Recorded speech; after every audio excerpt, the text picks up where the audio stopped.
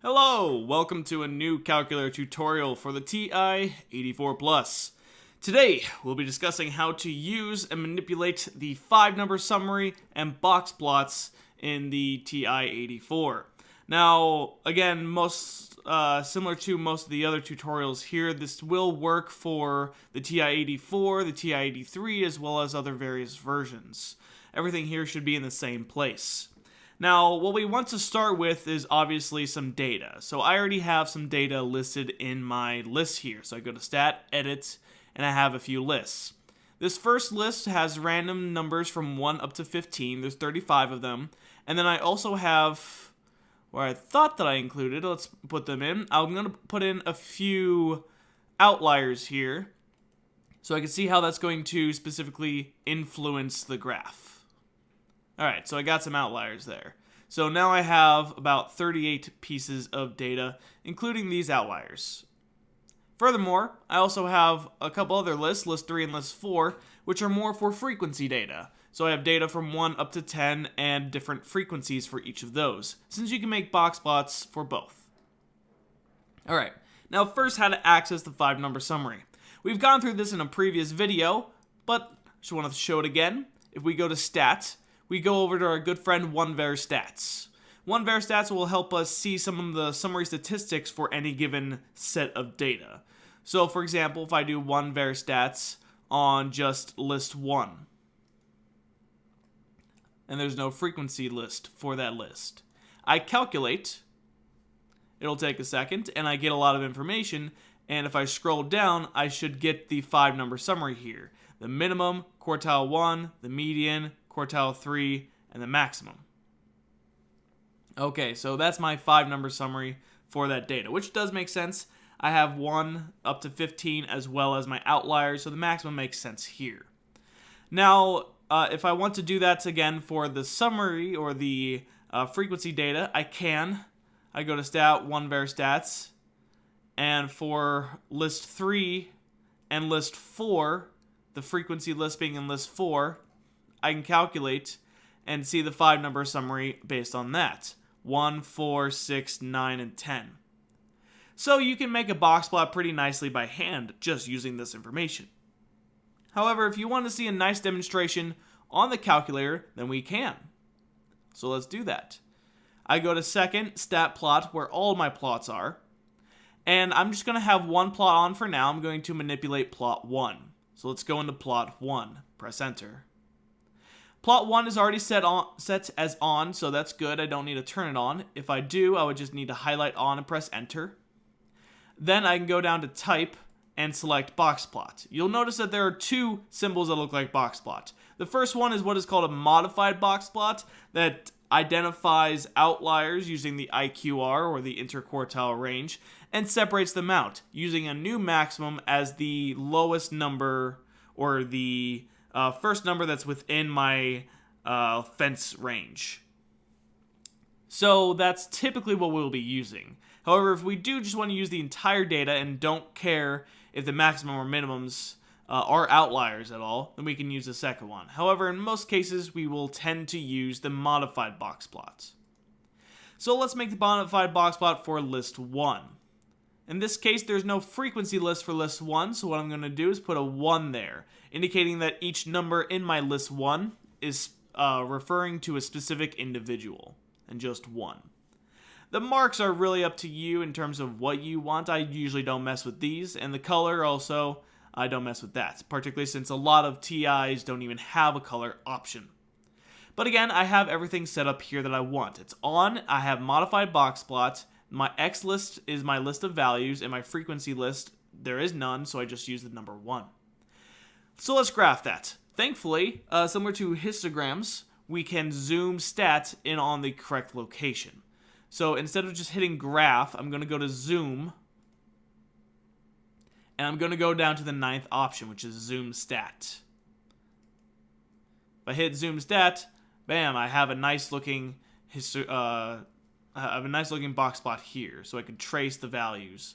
1, 4, 8, 14, up to 27. So in this case, 27 and 25 and 20 weren't outside of the IQR range.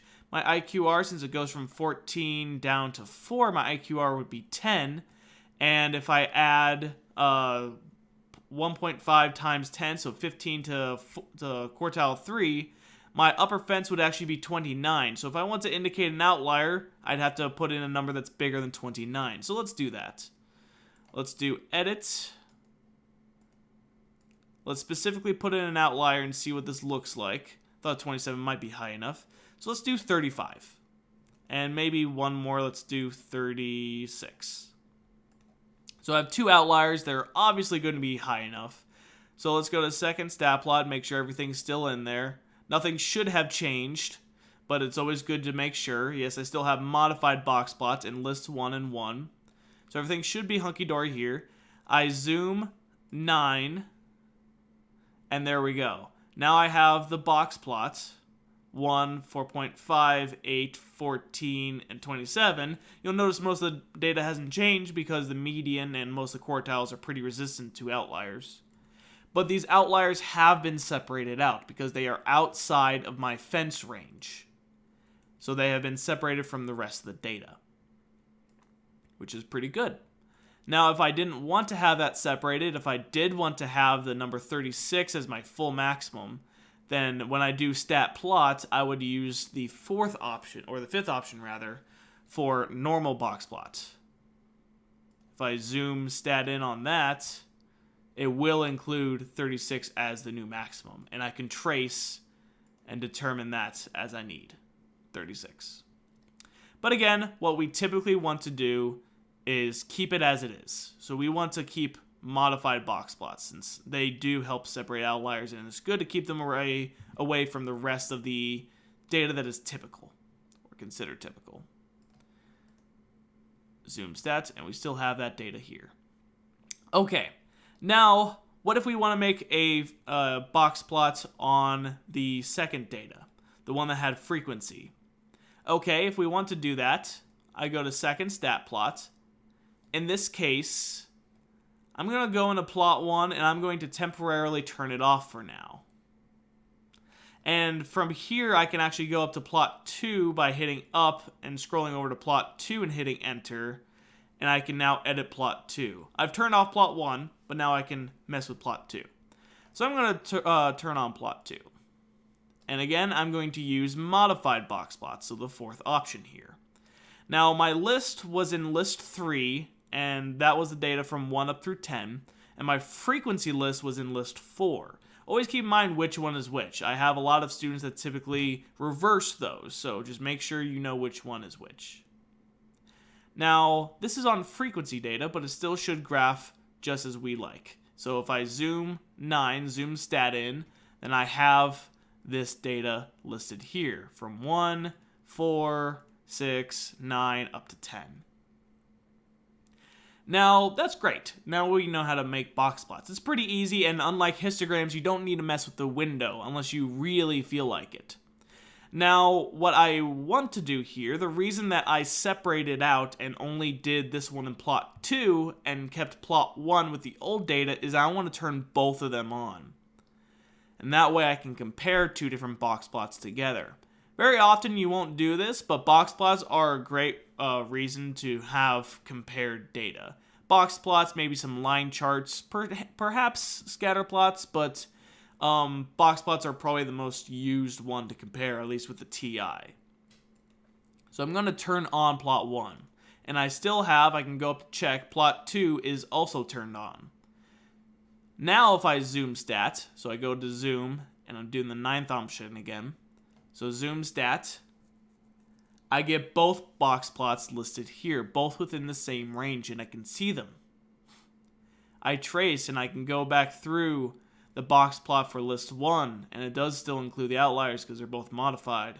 And then I can go up or down at any point to switch between different box plots. I could have 3 different box plots listed here if I so pleased.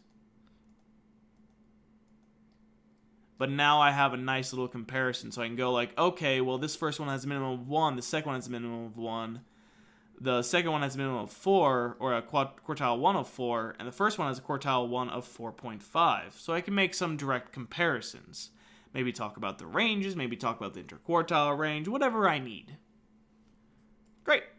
So this is how you make box plots and identify the 5-number summary in a TI-84. So, just a note, the 1var stats that we did before we made the box plots are not necessary.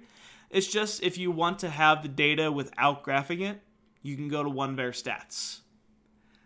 In some cases, people will put data into the list and will just graph it and find the 5-number summary just based on this, which is perfectly fine.